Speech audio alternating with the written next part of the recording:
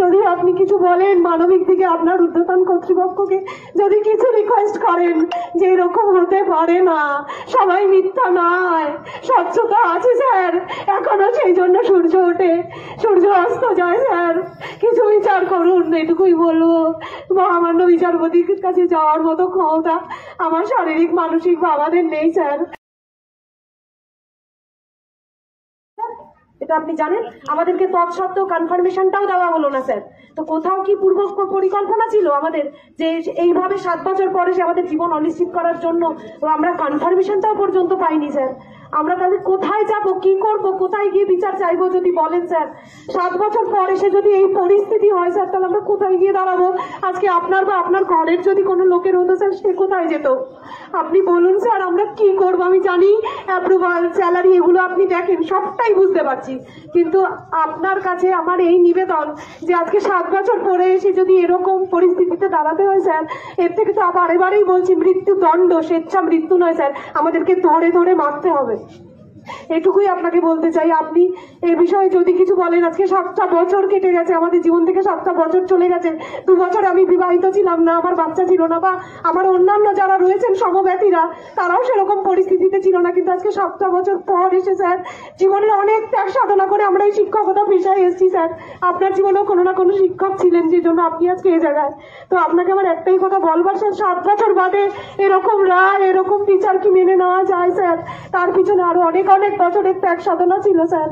যদি আপনি কিছু বলেন, মানবিক দিকে আপনার ঊর্ধ্বতন কর্তৃপক্ষকে যদি কিছু রিকোয়েস্ট করেন যে এরকম হতে পারে না, সবাই মিথ্যা নয়, স্বচ্ছতা আছে স্যার, এখনো সেই জন্য সূর্য ওঠে, সূর্য অস্ত যায় স্যার, কিছু বিচার করুন, এটুকুই বলবো। মহামান্য বিচারপতির কাছে যাওয়ার মতো ক্ষমতা আমার শারীরিক মানসিক বাবাদের নেই স্যার, কারণ আমাদের মেরুদণ্ডটা ভেঙে দিয়ে রাস্তায় বসিয়ে দিয়েছে স্যার। কিছু বিচার করুন, আরো বলছি, 7 বছর বাদে এভাবে ঘুরে দাঁড়ানো যায় না স্যার। আমার বৃদ্ধ বাবা মা, কতর বাড়িতে মারণ রোগ রয়েছে, তারা কি করবে স্যার? একবার ভাবুন, একটু পৌঁছে দিন। এমতাবস্থায় এরকম ভাবে সেলফ অ্যাটাস্টেড ডকুমেন্টস কালেক্ট করবেন না স্যার, কাটা গায়ে নুনের ছিটা দেবেন না স্যার, দগ্ধ ঘা যে ঘা কবে সারবে জানি না স্যার, প্লিজ কিছু ব্যবস্থা করুন স্যার। আমাদের কথা একটু ভাবুন। আপনাদের ঘরের মা বোনেরা, ভাইয়েরা, তার মধ্যে আছে হয়তো, আমি জানি না আপনার পরিচিত কেউ আছে বা নেই, কিন্তু মানবিক দিক থেকে একটু ভেবে দেখুন স্যার আমাদের অবস্থাটা। চাকরি পাওয়ার 2 বছরের মাথাও যদি আপনারা বলতেন কোনো সংশয় রয়েছে, চলে যান, ঘুরে দাঁড়ানোর সাহস পেতাম, কিন্তু আজ সেই সাহস নেই স্যার। আমরা মরতে বসেছি, মরে গেছি স্যার। যদি কিছু না করেন, অন্তত আমাদের মৃত্যুদণ্ডের ব্যবস্থাটুকু করুন। আর কিছু বলবো না স্যার, এভাবে আর পারছি না। এই অসম্মান, এই অপমান, স্কুলে যাচ্ছি সই করতে পারছি না, ছোট ছোট অসহায় মুখগুলো আমাদের দিকে তাকিয়ে রয়েছে, চোখ মেলাতে পারছি না স্যার। কার দোষে স্যার, কার দোষে? সমস্ত পরীক্ষা দিয়ে আমরা এখানে এসেছি স্যার, আপনারা খুব ভালো মতো জানেন। কোনোবার আরএনএসটিতে পুলিশ ভেরিফিকেশন, মেডিকেল ভেরিফিকেশন, আলাদা করে ডকুমেন্টস ভেরিফিকেশন, এগুলো হয়নি স্যার, আমাদের হয়েছে স্যার। অনেক অনেক অনেক এক্সট্রা পরীক্ষা আমরা দিয়েছি স্যার। তবে কেন, কেন আমাদের এই আর্তনাদ হাহাকার স্যার? কেন 7 বছর বাদে আমাদের এভাবে পেটে লাথি মেরে রাস্তায় বসিয়ে দেওয়া হলো স্যার? উত্তর আপনার কাছে কি আছে স্যার? না হলে আপনি দেওয়ার ব্যবস্থা করুন। এভাবে চলতে পারে না স্যার।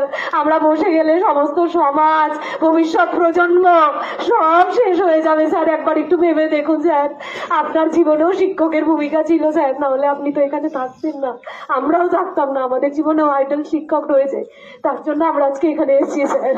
7 বছর বাদে এই ন্যায়, এই বিচার মেনে নেওয়া যায় না স্যার। আপনি দয়া করে এর কোনো ব্যবস্থা করুন স্যার। আমি জানি আপনারও হাত পা বাঁধা, আপনি সরকারি চাকরিজীবী, কিন্তু তৎসত্ত্বেও স্যার আমরা তো মানুষ, সবার উপরে তো মানুষ সত্য স্যার। কিছু ব্যবস্থা করুন স্যার। এভাবে যোগ্য অযোগ্য মিলিয়ে দেবেন না স্যার। আমরা সমানভাবে চাকরি পাইনি স্যার।